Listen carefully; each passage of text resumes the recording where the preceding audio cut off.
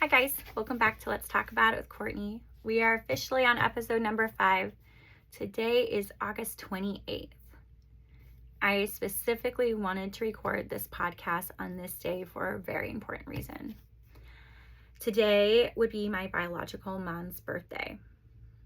And you might have heard this throughout the episodes, or if you're a client of mine, friend, family member, I distinguish biological mom with good reason. I was mostly raised by a stepmom that I refer to as mom. So for this purposes today, I will be referring to my biological mom as mom throughout this. And it's distinguished for a reason. We're going to talk about losing a parent twice. And I've been shaking. I'm so nervous to talk about this. Grief is messy. Losing a parent is messy. And there's no rule book with grief or how to deal with it. And the information that's out there, at least from my personal training and grad school and life experience and reading, not a whole lot with grieving a parent that actually dies but leaves you long before that. And it's such a unique experience. My mom died in the fall of 2019. I had just moved to North Carolina a couple months before, and the last time I had seen her was at least probably a few years before then. Before that, I would say I haven't seen her since my early 20s. And then before that, I think 13. And before that, it was basically 11, 12 and under. My mom battled addiction with almost everything. It's hard to even think much about that. I know she fought addiction. I don't think it was anything in particular. I think she kind of did it all. From what I know at the end, I think it was mostly just weed, which is completely legalized in Washington, and whatever else she faced at that time. And it's so strange to even talk about it. I didn't know her at the end of her life. To be honest, I have a hard time telling you I knew her at all. I can tell you I look just like her. Outside of my blue eyes that change colors. If you ever why she's blue, sometimes the green, sometimes the brown, hazel. My curly hair in its natural form is from my dad. But other than that, I look like my mom. And we always had that connection, all the freckles. And, she's also tall. I'm not tall. I'm just in my head, I'm just picturing her from when I was younger and what she looked like. And dark hair, I dye my hair, and tall, beautiful laugh. She had a really fun laugh, and a really sensitive heart. So sensitive. And fortunately, that's as much as I really recall her before 11. My parents divorced in around 2000, and my mom, unfortunately, with the combination of drug addiction, she also cheated on my dad, from what I understand a bit. I was 10 years old when my world kind of came crashing down, and the woman I idolized became almost obsolete, would be the word. We had just moved to Puyallup. We lived in Parkland for, I think, all of the years I was alive before then. And my dad wanted to get us out of Parkland, start over. He really wanted his kids to grow up in a safer environment and sacrificed a lot to move us to Puyallup. Our mom didn't really come with us, which is still confusing. And I also want to honor my siblings and my dad and whoever else was involved in our lives. That this is my perspective. And my memory, and it might not be perfect, it might not be your experience. I've been saying that a lot in these episodes. But that's my memory of her leaving. I was told in a very adult way for a 10-year-old that my mom faced drug addiction. She lies a lot and she wasn't going to be really around. The last time before I learned more about her, I think it was Christmas. And then I went all the way to Mother's Day to not seeing or hearing from my mom. This is when I think visitation started. And the first day back, I went with my little brother. I think my older siblings came a different day, but we were in a car with our mom on our way to her new house that she was going to show us. We were supposed to spend a couple days there. And she had asked me some weird questions, like, or catching up, I guess. But one specific question, she'd always wanted to name me Crystal. And it's so funny. The things you do remember is I remember playing as a kid and pretending my name was Crystal because I know that's what she wanted to be named, or named me. And thankfully, well, I don't know if thankfully, Crystal's a great name, so I don't know why I'm saying that. My dad said no. My brother's joke, it's probably crystal meth. Who knows why she wanted Crystal from me specifically. And she asked me if I remember her wanting to name me Crystal. And I said, yeah, I remember that. And she goes, well, Courtney, there is a Crystal. What? I could not compute that. I remember my little brother looking at me, and I'm looking at him, really wondering where my older siblings are for this. And she said I had a baby. This was December. And her name's Crystal. She has a new relationship. And I was going into that house right up on our way there. This was being told to me in the car on the way there. I wasn't even 11, y'all. I wasn't. And I'm trying to make this all make sense. I learned earlier this year, my mom lies and probably steals, and she battled drug addiction, and she disappeared for a while. We finally get to a place where we get to visit her, and now all of a sudden, not only does my mom have a new relationship, a new house, but now all of a sudden I have a sister. It's a lot. My daughter is 4, and I can't even picture telling a 10-year-old this. And my little brother is even younger. I have no idea how he computed it. Maybe one day I'll ask him. And fast forward, the baby's beautiful. I remember just being so fond of her, and she had blue eyes. They were her dad's eyes, so it wasn't like my eyes. I get mine from my dad's mom. And I just loved her. That's my recollection of playing with her, getting time with her. But slowly my mom's addiction was starting to show more on our visits. And my last time that I recall visiting her, I had found drugs. I think I was about 12 years old, and I had to call my dad to come get my little brother and I. I still cannot comprehend that I knew what that was at that age. And that is, from my understanding, one of the last times I saw her. When you go through experiences like this, as a therapist, I'll speak, things become foggy, blend together. I don't remember a lot. And it's something I'm constantly actively working on to try to recall experiences. But I remember 10 years old, loving my mom, thinking she's the prettiest person in the world. And even though I knew she struggled with things, I had no idea what that really meant. And then fast forward, learning what addiction is and having parents, my dad and my stepmom, talk to me and saying that it's not safe, that she needs to be clean, trying to understand that. And having to say goodbye. And I remember being so mad. Like, why can't you just pick? She had 4 kids with my dad. Why couldn't she just pick us? And then my little sister that she had.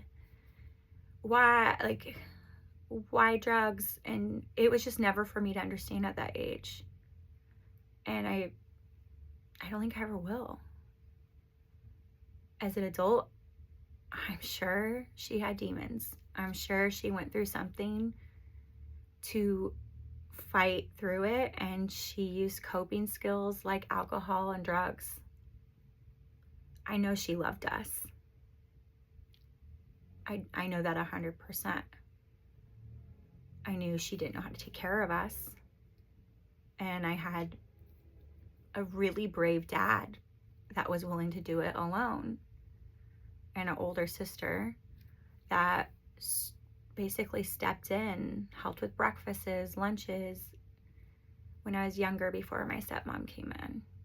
And then later, my stepmom came in, who I call mom, and it was hard, y'all, like moving 6 kids together. I don't know how they did it, but soon I learned you don't need to be a biological mom to actually be a mom. And my stepmom is who showed up to my soccer games, who registered me for sports, who taught me a lot about life. And I just remember when I was younger being so scared I would lose her too. And my parents, again, did their best raising all of us. I can't imagine 6 kids. I will say that a million more times. So if that's annoying, repetitive, I'm sorry. I don't know how they did it.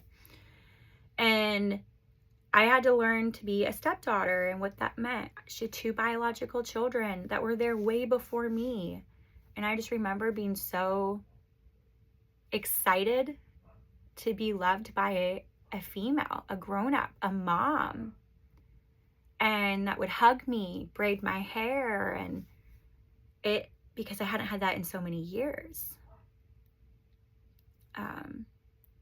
So fast forward, teenage years, young adult years, my little brother reconnects with my half-sister, and they run into some crazy party, wild, and she reconnects to us, and we tried to reconnect and see what that looked like. Unfortunately, I think life at those times for all of us just didn't really work out.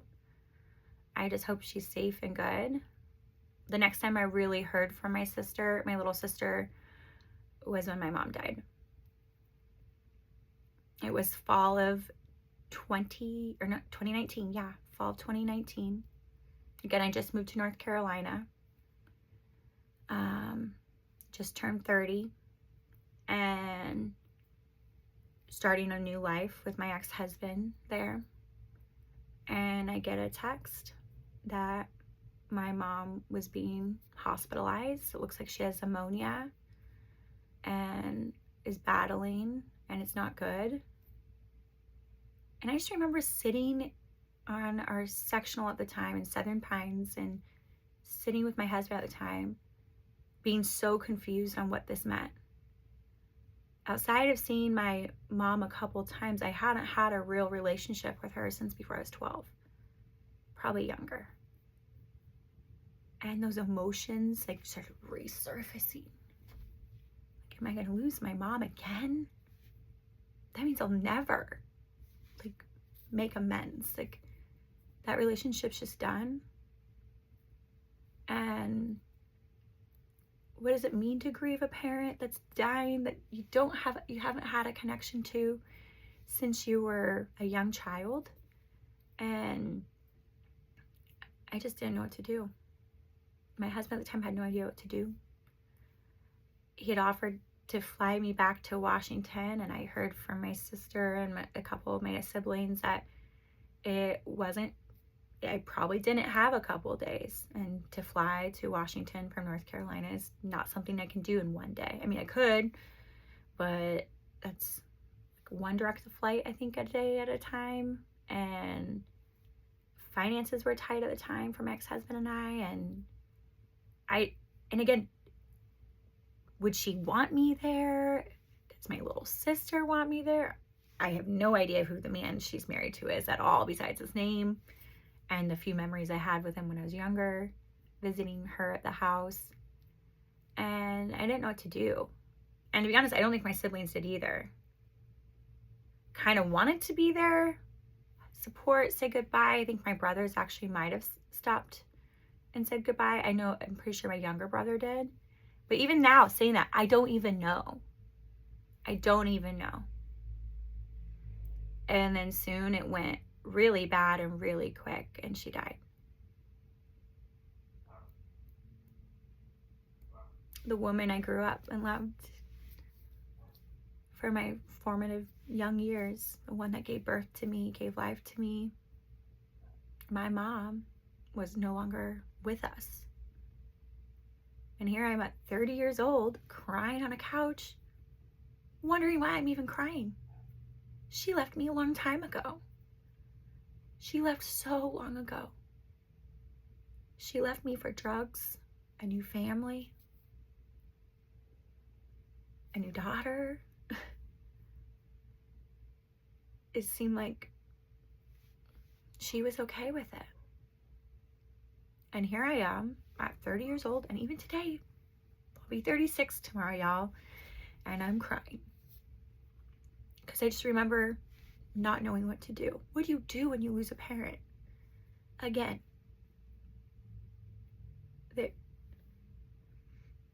I didn't know what to do.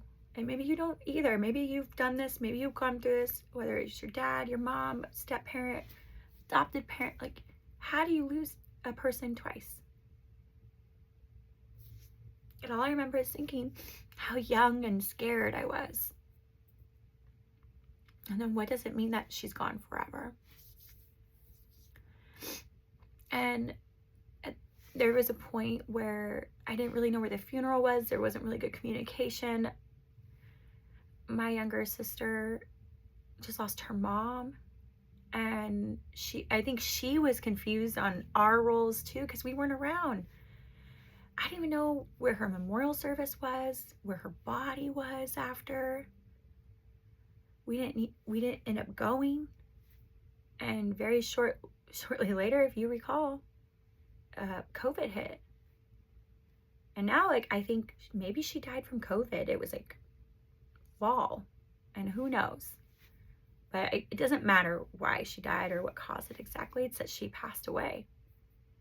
And I remember my ex-husband, probably the kindest thing he's ever done for me is to surprise me, and I had no idea, on seeing if he could track down where my mom was buried or where her body was, to see if there was some way I could say goodbye.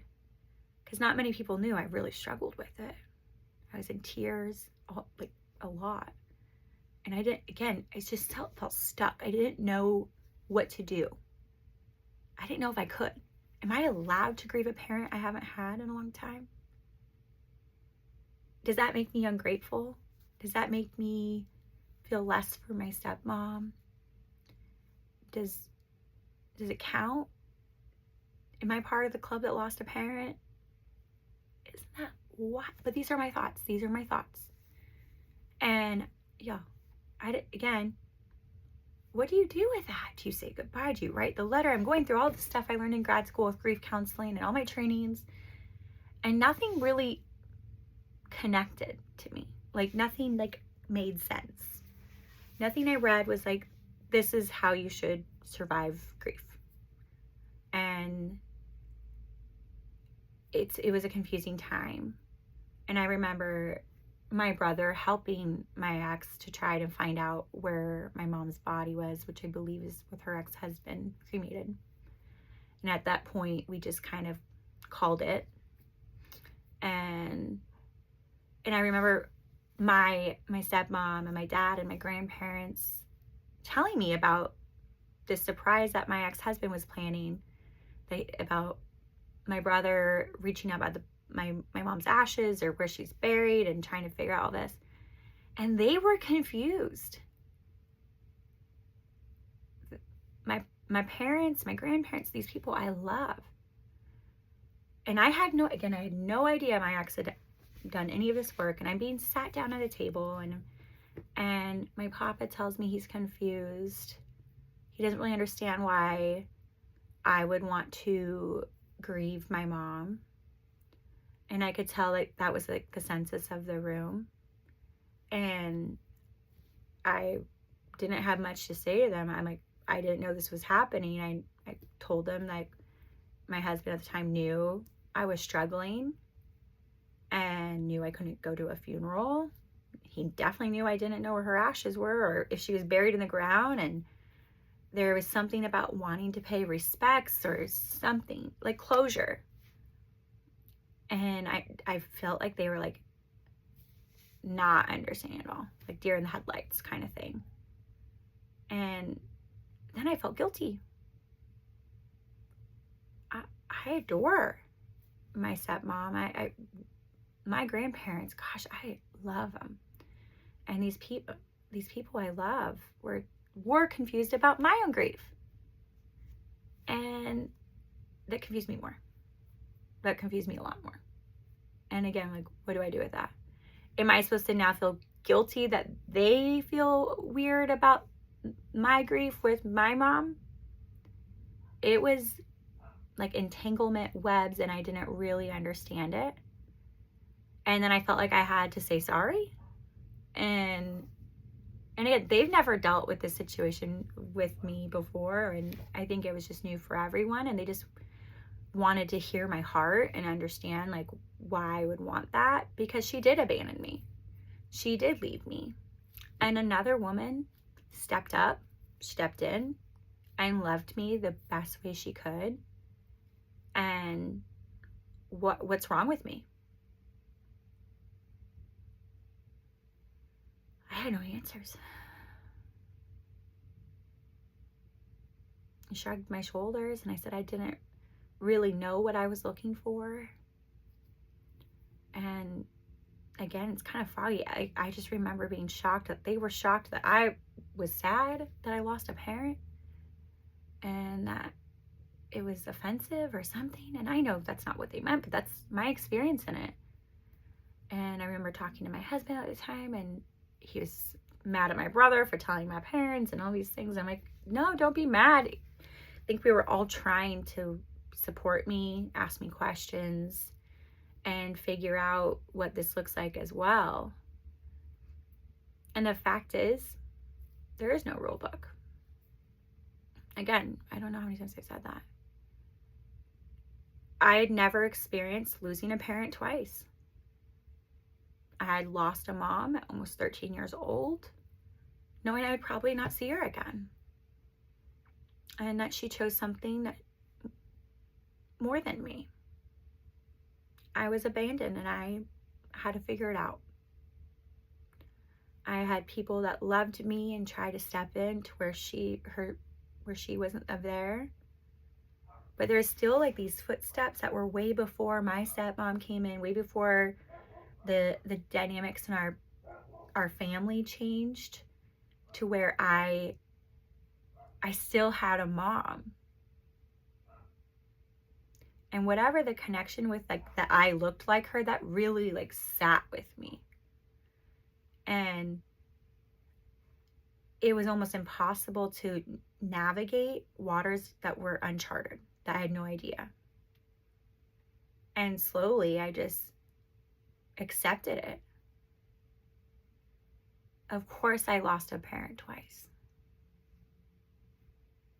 Okay, what does that mean?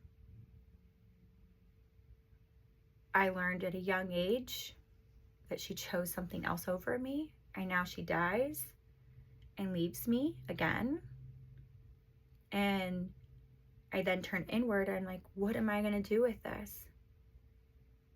I go to therapy. I try to journal. I try to work through it. And even if people wanted to help me or love me through it, it wasn't something I knew how to like let people in. I was scared people would think I was ungrateful for the life I got, and embarrassed that I was sad. And it's such a challenging experience. And now it's been years. Gosh, it's been a while. Nearly, 7 years now. And it's her birthday. Her birthday was always the day before mine. And I'm sitting here thinking about her, knowing I wanted to use today to speak to y'all about the confusing dynamics of losing a parent that left you way before they died. I know that there was no plan for this, but that I was supposed to experience this. If you listened to the last episode, I tried to look at every hardship, challenge, experience, whatever that is, as in like, how does that fit in my life, or why did I have to go through it? Can I stop going through hard things? That would be great. And then I think I can't be the only one. I mean, I have 3 other siblings that went through it too. I know, I've heard clients over the years, Courtney, how do I do this? And I just remember just crying with them. I cry with my clients that lose parents that they love, and I have to separate that because I know it feels different. I even let the client or the person I know that's going through it, it's a very different experience to lose a parent that was absent and left you long before than losing a parent that was a best friend or the parent that showed up all the time. It's such a different experience, and I never want to minimize someone else's experiences versus mine, but I also recognize I have to talk about mine because mine isn't talked about. I had to lose a mom twice. Maybe you had to lose a parent twice, a dad twice, a grandparent twice.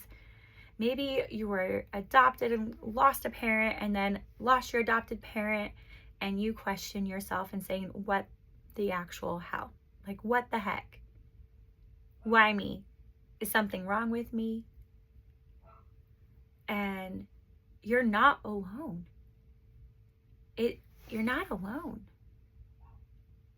I learned so much from my mom. I carry her sensitive heart.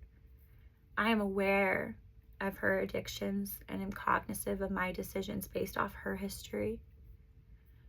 I've had to create boundaries to keep me away from substances and people that battle with them.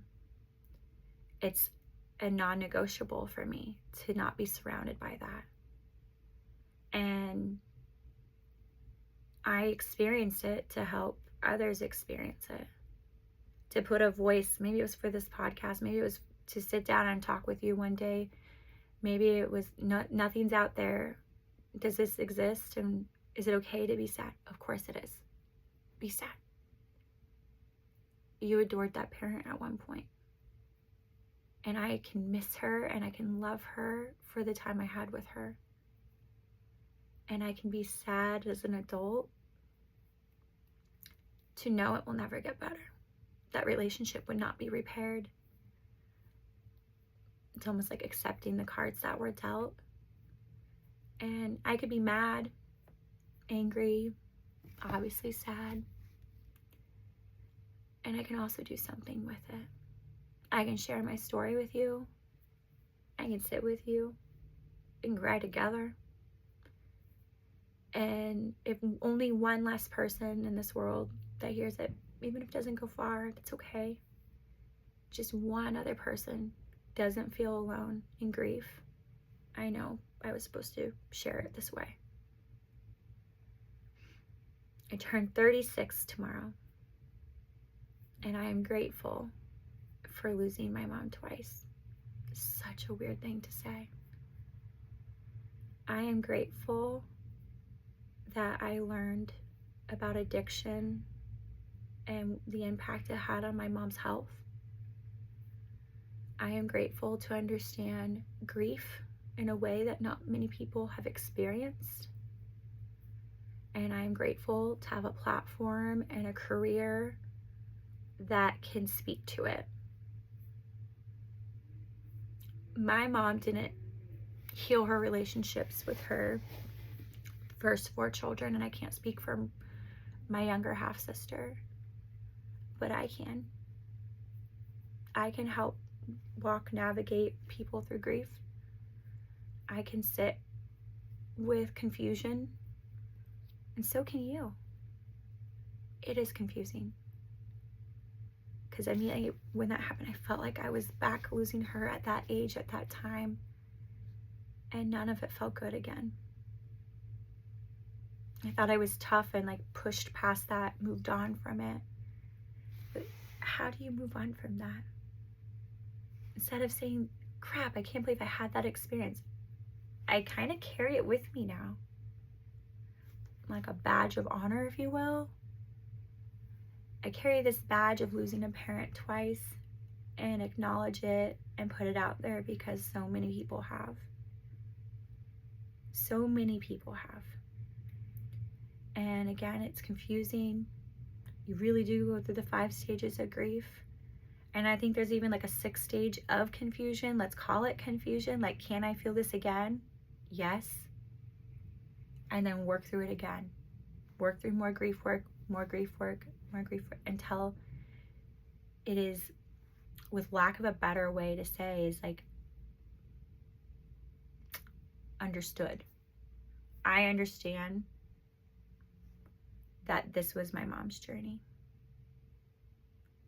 And I would not be the person I am without her. I wouldn't have wanted to work with people, heal relationships. She was the first broken relationship I've ever experienced. She was my first teacher on love, life, addiction, parenting. And I was blessed beyond measure a couple years later, on March 18th, 21, with a beautiful daughter named Hazel.